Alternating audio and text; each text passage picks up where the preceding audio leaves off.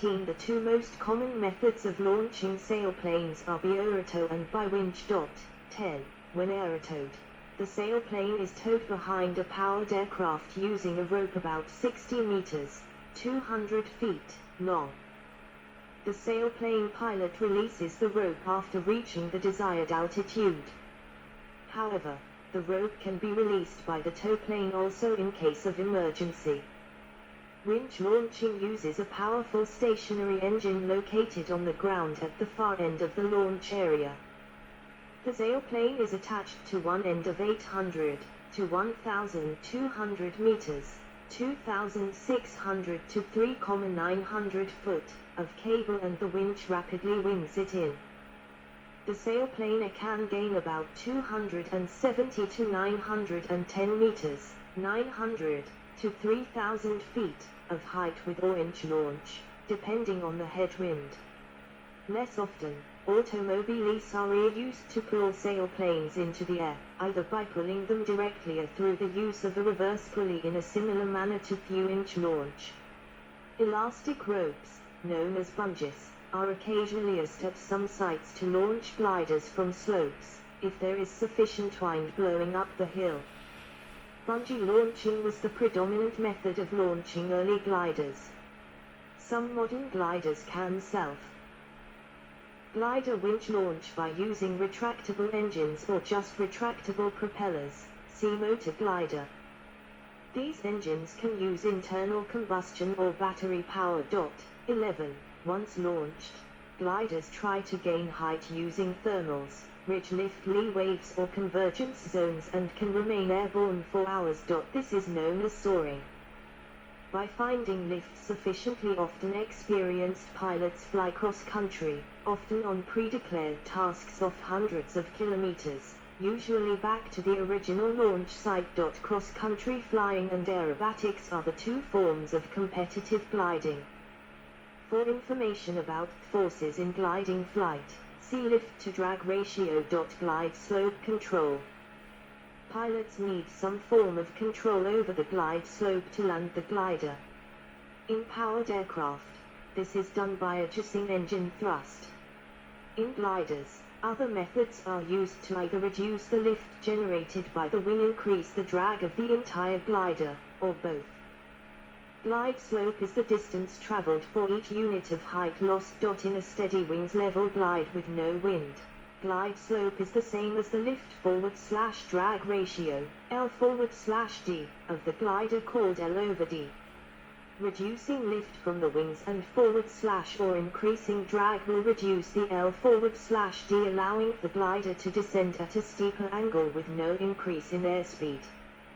Simply pointing the nose downwards only converts altitude into a higher airspeed with a minimal initial reduction in total energy.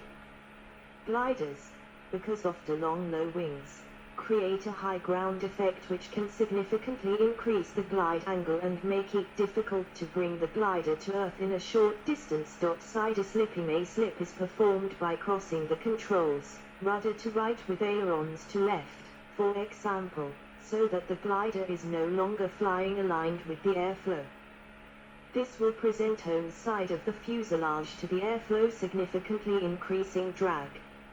Early gliders primarily used slipping for glide slope control. Spoilers are movable control surfaces in the top of the wing, usually located mid-chord or near the spar, which are raised into the airflow to eliminate the lift from the wing area behind the spoiler, disrupting the span-wise distribution of lift and increasing lift-induced drag. Spoilers significantly increase drag. Air brakes, also known as dive brakes, are devices whose primary purpose is to increase drag. On gliders, the spoilers act as air brakes. They are positioned on top of the wing and below the wing also. When slightly opened, the upper brakes will spoil the lift, but when fully opened will present a large surface and so can provide significant drag. Some gliders shave terminal velocity dive brakes, which provide enough drag to keep its speed below maximum permitted speed, even if the glider were pointing straight down. This capability is considered a safer way to descend without instruments through cloud than the only alternative, which is an intentional spin. Flaps. Flaps are movable surfaces on the trailing edge of the wing, inboard of the ailerons. The primary purpose of flaps is to increase the camber of the wing and so increase the maximum lift coefficient and reduce the stall speed. Another feature that some flappy gliders possess is negative flaps that are also able to deflect the trailing edge upward as mal-amount. This feature is included on some competition gliders in order to reduce the pitching moment acting on the wing and so reduce the downwards force that must be provided by the horizontal stabilizer. This reduces the induced drag acting on the stabilizer. On some types the flaps and ailerons are linked, known as flaperons. Simultaneous movement of these allows a greater rate of roll. Parachute. Some high-performance gliders from the 1960s and 1970s were designed to carry a small drop parachute because their air brakes were not particularly effective. This was stored in the tail cone of the glider during flight. When deployed, a parachute causes a large increase in drag, but has a significant disadvantage over the other methods of controlling glide slope. This is because a parachute does not allow the pilot to finely adjust the glide slope. Consequently, a pilot may have to jettison the parachute entirely, if the glider is not going to reach the desired landing area. Landing. Early glider designs used skids for landing, but modern types generally land on wheels. Some of the earliest gliders used a dolly with wheels for taking off, and the dolly was jettisoned as the glider left the ground, leaving just the skid for landing. A glider may be designed so the center of gravity, CG, is behind the main wheel so the glider sits nose high on the ground. Other designs may have the CG forward of the main wheel so the nose rests on a nose wheel or skid when stopped. Skids are now mainly used only on training gliders such as the Schweizer SGS 233.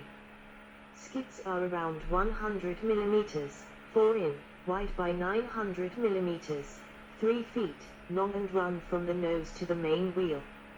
Skids help with braking after landing by allowing the pilot to put forward pressure on the control stick, thus creating friction between the skid and the ground.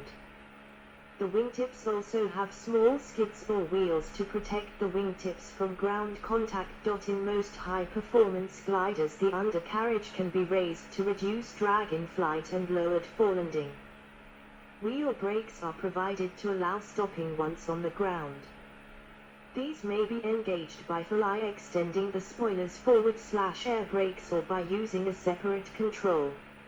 Although there is only a single main wheel, the glider's wing can be kept level by using the flight controls until it is almost stationary. Pilots usually land back at the airfield from which they took off, but a landing is possible in any flat field about 250 meters long. Ideally, should circumstances permit, a glider would fly a standard pattern, or circuit, in preparation for landing, typically starting at a height of 300 meters, 1,000 feet.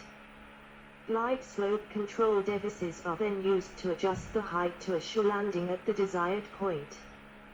The ideal landing pattern positions the glider on final approach so that a deployment of 30–60% of the spoilers forward/dive brakes forward/flaps brings it to the desired touchdown point.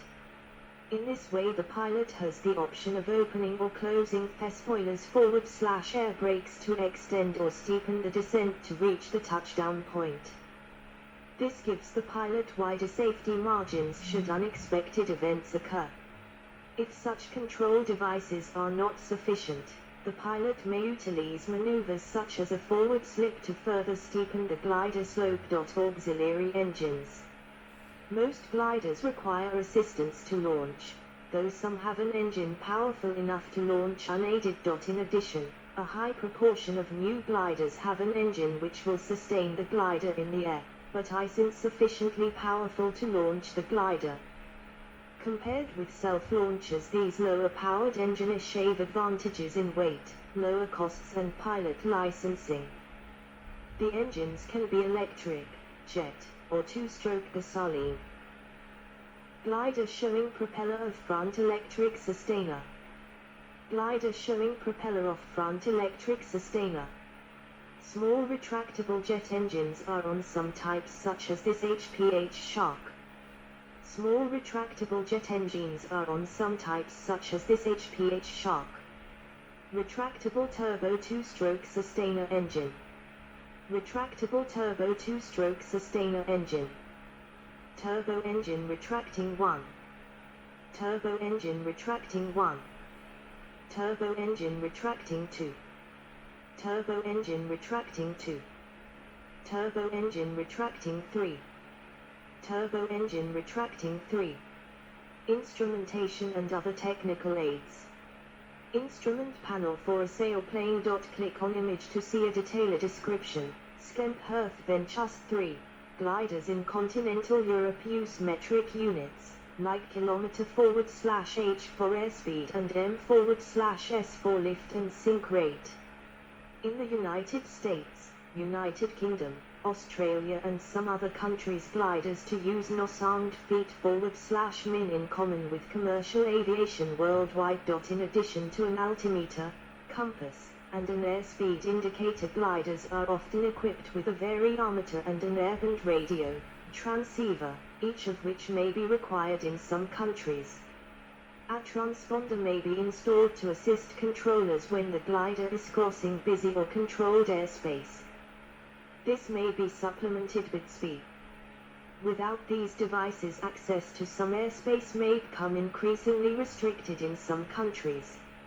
In countries where cloud flying is allowed, an artificial horizon or a turn and slipe indicator are used when there is zero visibility.